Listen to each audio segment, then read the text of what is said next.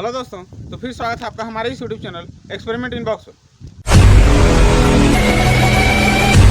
तो आज के एक्सपेरिमेंट में हमारे पास ये पतंजलि के 2 बिस्किट रखे हुए हैं जो कि 5 रुपये वाले पैकेट हैं।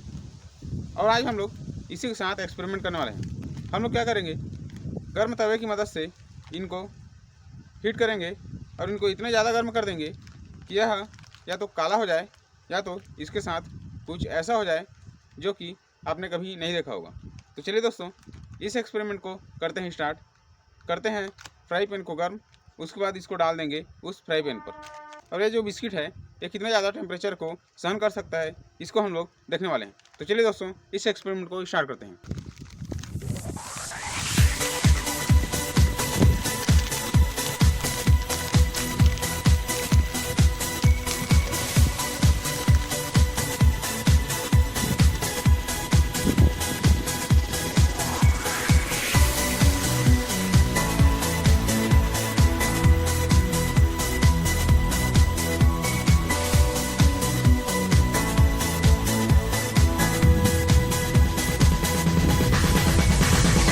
दोस्तों, आप लोग देख सकते हैं कि मैंने इन बिस्किट को कुछ इस तरह से जमा कर रख दिया है और अब हीटर को भी ऑन कर दिया है और इसको अब हम लोग गर्म करने वाले हैं। और अब यह फ्राई पैन गर्म होना स्टार्ट हो गया है। चलिए देखते हैं कि यह कितने देर में गर्म हो जाता है।